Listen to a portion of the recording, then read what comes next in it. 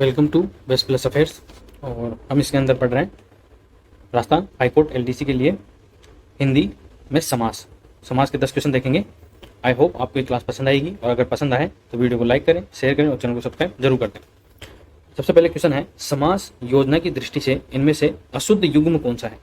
मतलब आपको इनके अंदर से अशुद्ध युग्म छाड़ना है कि इनके अंदर जो शब्द दे रखे हैं, इनके अंदर जो सामने इनके समास दे रखा है वो सही है या नहीं है, तो वो आपको देखना है। तो कौन सा गलत हो जाएगा इसमें, तो इसका आंसर हो जाएगा मरणासन, क्योंकि मरणासन के अंदर अव्ययी भाव समास न होकर कौन सा समास आएगा, क्योंकि इसके अंदर आएगा हमारा तत्पुरुष समास। कौन सा समास? तत्पुरुष समास। अब तत्पुरुष समास क्यों आएगा? क्योंकि जो मृत्यु के आसन पर है, मरणासन का क्या होगा? मृत्यु के आसन पर, वही होगा। तो क्या आ रहा है? तो कर्ता ने कर्म को और संबंध का के की, तो इसके अंदर संबंध कारक तत्पुरुष समास इसके अंदर होगा। अब जैसे सत्सई के अंदर द्विगु समास होगा, तो ये सही है, क्योंकि सत्सई का जो समास विग्रह होगा वो क्या होगा? सात का समाहार या समूह। और तुलसीकृत का तुलसीकृत में तत्पुरुष समास होगा, और तुलसी द्वारा कृत, इसका क्या होगा? तुलसी द्वारा कृत, तो ये हो गया तुलसी द्वारा कृत तत्पुरुष समास। मंदोदरी, तो मंदोदरी रावण की पत्नी भी थी, तो इसके अंदर बहुवीर्य समास हो जाएगा, क्योंकि बहुवीर्य समास में ना तो प्रथम पद और ना ही द्वितीय पद प्रदान होता है, बल्कि दोनों मिलकर किसी अन्य पद को ही किसी अन्य शब्द का ही मतलब निकालते हैं। तो उसमें कौन सा समास आता है? बहुवीर्य समास आता है।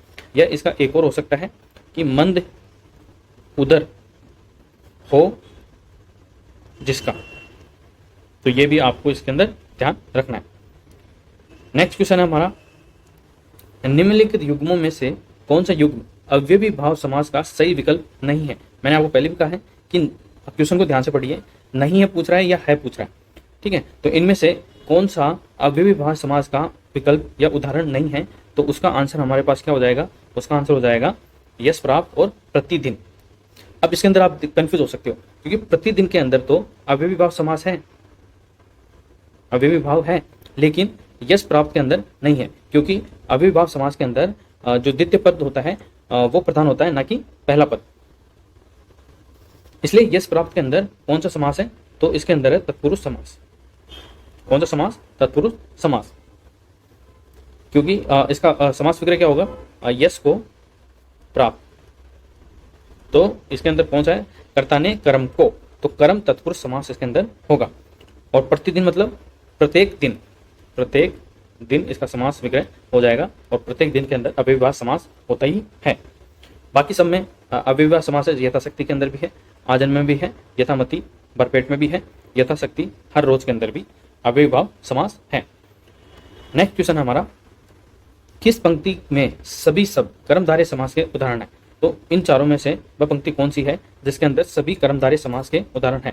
और कर्मधारय समास क्या होता है? जिसके अंदर जब समास विग्रह करते हैं तो उसके अंदर जो कारक विभक्ति होती है उसका आगमन हो जाता है। तो इसका आंसर हो जाएगा हमारा चंद्रमुख, सूरजमुख और महारत्न। चंद्र के समान मुख, तो वो हो गया चंद्रमुख, चंद्र के समान मुख, चंद्रमुख के समान क्या आ गया? तो कर्ता ने कर्म, संबंध आ गया, संबंध तत्पुरुष समास हो जाएगा, कर्मधारय समास हो जाएगा, ठीक है। और कर्मधारय समास होता क्या है? कर्मधारय समास क्या होता है?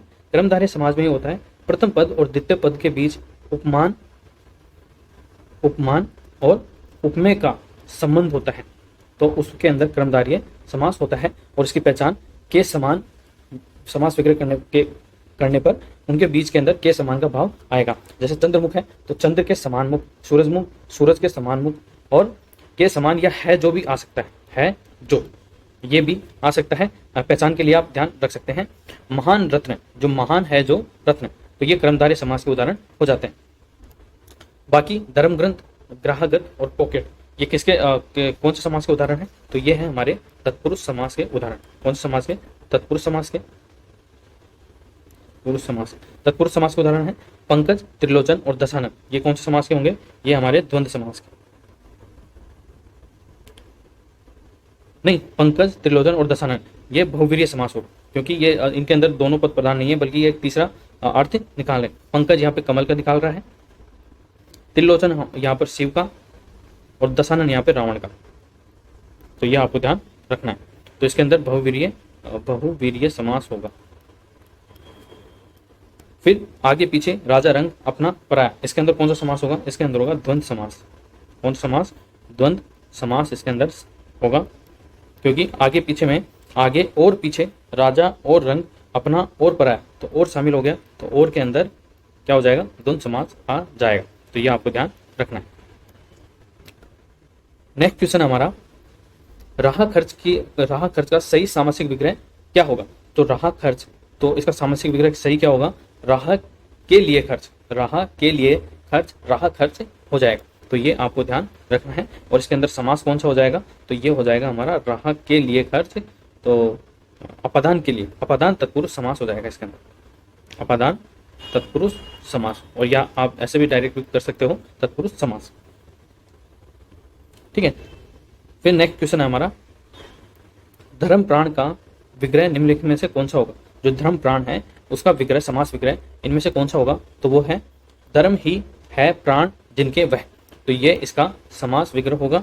और ये किस समास का उदाहरण है? तो ये है हमारे बहुवीर्य समास का उदाहरण, बहुवीर्य समास का उदाहरण है। जिस समास के दोनों पद प्रधान नहीं होते, बल्कि दोनों पद मिलकर किसी अन्य विशेष अर्थ की ओर संकेत करते हैं, उसी को बहुवीर्य समास कहते हैं। तो ये आपको ध्यान रखना है। नेक्स्ट क्वेश्चन है हमारा, निम्नलिखित में से 4 विकल्प में से उस विकल्प का चयन करें जो सही समास विग्रह वाला विकल्प है, और यह है निशाचर। तो निशाचर का सही समास विग्रह क्या होगा? तो इसका हो जाएगा हमारे निशा में विचरण करने वाला। तो निशा में विचरण करने वाला कौन होता है? वो होता है राक्षस। और राक्षस जहाँ पे तीसरा अर्थी निकल के आ रहा है, तो इसके अंदर हो जाएगा हमारे बहुवीर्य समास। तो ये भी आपको ध्यान रखना है। नेक्स्ट क्वेश्चन है हमारा कि किस शब्द में अव्ययी भाव समास नहीं है? तो ये नहीं है पूछ रहा है कि किस शब्द के अंदर निम्न में से अव्ययी भाव समास नहीं है। तो कौन सा शब्द है जिसके अंदर अव्ययी भाव समास नहीं है? तो वो है हमारा श्रम साध्य। कौन सा है? श्रम साध्य। तो इसके अंदर अव्ययी भाव ना होकर कौन सा समास होगा? तो इसके अंदर हमारा तत्पुरुष समास। कौन सा समास? तत्पुरुष समास। क्यों होगा? क्योंकि इसका जो समास विग्रह होगा वो होगा श्रम को साध्य, तो कर्ता ने कर्म को, तो कर्म तत्पुरुष समास होगा इसके अंदर, श्रम को साध्य, कर्म तत्पुरुष समास इसके अंदर हो जाएगा। तो ये आपको ध्यान रखना है। बाकी सारे अव्ययी समास के उदाहरण हैं आमरण, यथा साध्य और आचरण। नेक्स्ट क्वेश्चन हमारा, भयाकुल का सामासिक विग्रह क्या होगा? तो भयाकुल का सामासिक विग्रह क्या होगा? उसका आंसर हो जाएगा हमारे पास भय से आकुल। देखिए, जो सामासिक विग्रह जहां पे आप करते हो तो उसको जैसा है वैसा ही रहने दें, उसका अर्थ बदलने की कोशिश ना करें, तो आपका आंसर सही रहेगा हमेशा। तो भय से आकुल, इसके अंदर हमारा तत्पुरुष समास हो जाएगा। कौन सा? तत्पुरुष समास हो जाएगा। तो ये आपको ध्यान रखना है। नेक्स्ट क्वेश्चन हमारा, ग्राम गत में कौन सा समास है? तो ग्राम गत में समास कौन सा होगा? सबसे पहले तो इसका समास विग्रह क्या होगा? तो ग्राम को जाने वाला, ग्राम को जाने वाला, विभक्ति कौन सी आई? को आ गई। तो को आने से इसके अंदर कौन सा समास आ जाएगा? तो तत्पुरुष समास आ जाएगा। कौन सा? तत्पुरुष समास इसके अंदर आ जाएगा, क्योंकि विभक्ति इसके अंदर क्या आ रही है? को। नेक्स्ट और अंतिम क्वेश्चन है, क्योंकि हम 10-10 क्वेश्चन की इसके अंदर टेस्ट लगाते हैं ताकि आपका टाइम भी बचे और जल्दी से आप रिवीजन भी कर लो, खाने खाते टाइम, नाश्ता करते टाइम, चाय पीते टाइम, ताकि आपको ज़्यादा टाइम वेस्ट ना हो। इस वजह से मैं 10-10 क्वेश्चन के ही टेस्ट इसके अंदर लाता हूँ। तो हमारा क्वेश्चन क्या है? दिए गए विकल्पों में आत्मविश्वास का सही विग्रह क्या होगा? तो आत्मविश्वास का सही समास विग्रह क्या होगा? तो उसका आंसर हो जाएगा आत्मा पर विश्वास। किस पर विश्वास? आत्मा पर विश्वास। अब पर आ गया इसके अंदर, तो मतलब विभक्ति आ गई, तो समास कौन सा? तत्पुरुष, तत्पुरुष समास। ठीक है, तो ये आपको ध्यान रखना है। आई होप आपको ये टेस्ट कैसा लगा, तो आप मुझे कमेंट बॉक्स में बता सकते हैं। और अगर आपको ये टेस्ट अच्छा लगा है तो प्लीज़ टेस्ट को लाइक करें, शेयर करें और चैनल को सब्सक्राइब जरूर करें। Thank you so much.